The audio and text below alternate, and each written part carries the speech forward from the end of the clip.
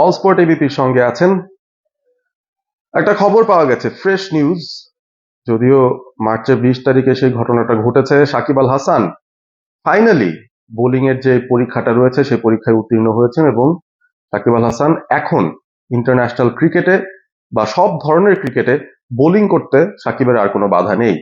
Bowling এর উপর যে নিষেধাজ্ঞা হয়েছিল, বিশেষ করে তার বোলিং অ্যাকশন নিয়ে যে পরীক্ষাটা তার দিতে হয়েছিল, সেই পরীক্ষাটায় শেষ পর্যন্ত পাশ করে গেছেন বাংলাদেশের সর্বকালের সেরা অলরাউন্ডার। এবং এইটা তার জন্য অবশ্যই একটা স্বস্তির কারণ হবে, কারণ সাকিব আল হাসান এমনিতেই আমরা জানি যে পুরো বিশ্বের যত ফ্র্যাঞ্চাইজি লেভেল টুর্নামেন্ট গুলো আছে বা লিগ গুলো আছে সেখানে খুব বড় একটা চাহিদা তার থাকে। এবং ন্যাশনাল টিমের হয়ে তিনি ইতিমধ্যেই বেশ কিছু ফরম্যাটে অলরেডি অবসরের ঘোষণা দিয়ে দিয়েছেন। একটা মাত্র ফরম্যাট তার বাকি রয়েছে, অবশ্য সেখানে তিনি অবসরে যাবেন কি যাবেন না সেটা একটা প্রশ্নের ব্যাপার। তবে আলটিমেটলি সাকিব আল হাসান আমার কাছে মনে হয় যে একটা স্বস্তির নিঃশ্বাস তিনি ফেলতে পারবেন, কারণ বিভিন্ন ফ্র্যাঞ্চাইজি যে লিগগুলো হয় পরবর্তীতে তাকে যদি এখন পিক করতে চায় দলগুলো, তাকে অ্যাজ এন অলরাউন্ডার পিক করতে পারবে এবং তিনি বোলিং করতে ক্লিয়ারেন্সটা পেয়ে গেছেন। এবং সাকিব আল হাসান আসলে এমন একজন ক্রিকেটার, আমরা দেখেছি যে তার যে অভাব সেটা বাংলাদেশ ক্রিকেট এখনো পর্যন্ত কিন্তু কাভার আপ করতে পারছে না। এবং একাধারে একই ধরনের অলরাউন্ডার এবং একাধারে বোলিং ব্যাটিং এ এতটা পারদর্শী একজন ক্রিকেটারকে রিপ্লেস করা জাতীয় দলে সেটাও খুব ডিফিকাল্ট একটা কাজ।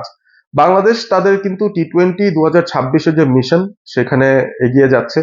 সেই প্রিপারেশনে তাদের দলটা তারা নিশ্চয়ই প্রস্তুত করবে। সামনে এবছরই বেশ কয়েকটা সিরিজ রয়েছে এফটিপি তে, আমরা জানি পাকিস্তানের সঙ্গে, ইন্ডিয়ার সঙ্গে, ওয়েস্ট ইন্ডিজের সঙ্গে তাদের কিন্তু T20 সিরিজ থাকবে। সেই প্রস্তুতিটা তারা সারতে চাইবে এবং আগামী বছরের যে T20 ওয়ার্ল্ড কাপ সেটা একটা প্রস্তুতি তারা নিতে চাইবে। তো দল গঠনের যে জায়গাটা সেখানে কিন্তু এখন থেকে একটা পরিকল্পনা করা প্রয়োজন। এবং সেই দলের মধ্যে আসলে সাকিব আল হাসান তিনি কি আসলে জায়গা পাবেন কিনা, আলটিমেটলি তাকে আবারও ফিরিয়ে আনা হবে কিনা দলে, সেটা একটা বড় জায়গা রয়ে গেছে প্রশ্নের। বাংলাদেশে এখনো পর্যন্ত তিনি কিন্তু 5ই আগস্টের যে অভ্যুত্থান হয়েছিল সেটার পর সাকিব আল হাসানকে আমরা বাংলাদেশের মাটিতে অন্তত দেখিনি। তিনি যখন দেশ থেকে বেরিয়ে গেছেন তারপর এখনো পর্যন্ত ঘরের মাটিতে তিনি ফিরতে পারেননি।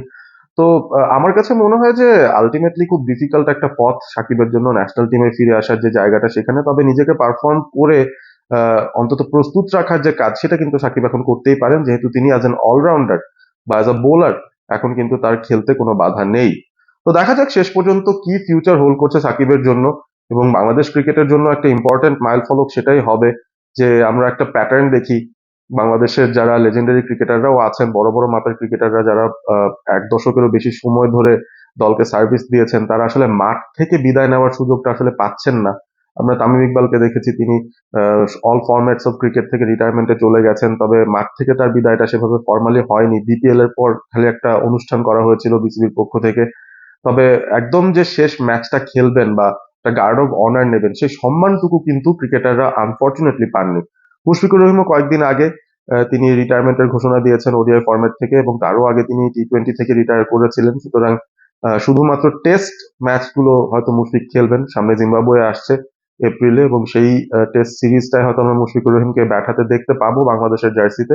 মাহমুদুল্লাহ রিয়াদ অবশ্য সব ধরনের ক্রিকেট থেকে বিদায় জানিয়েছেন একটা সোশ্যাল মিডিয়ার মেসেজের মাধ্যমে। সুতরাং এই যে মাঠ থেকে বিদায় নিতে না পারার আক্ষেপ, সেটা কি সাকিবকেও পোড়াবে কিনা, সাকিবের কি আরো কোনো সম্ভাবনা আছে কিনা বাংলাদেশের জার্সিতে খেলার, সেটা কিন্তু একটা বড় প্রশ্ন আমাদের সামনে এখনো রয়ে গেছে। ভিডিওটি ভালো লেগে থাকলে আপনারা শেয়ার করতে পারেন বন্ধুদের সঙ্গে, এবং সাবস্ক্রাইব যদি না করে থাকেন আমার চ্যানেলটি এখনো পর্যন্ত, তাহলে সাবস্ক্রাইব করুন অল স্পোর্ট এবিপি। এবং সেই সাথে ভালো থাকবেন সবাই। Stay Assam, stay all sport with all sport ABP.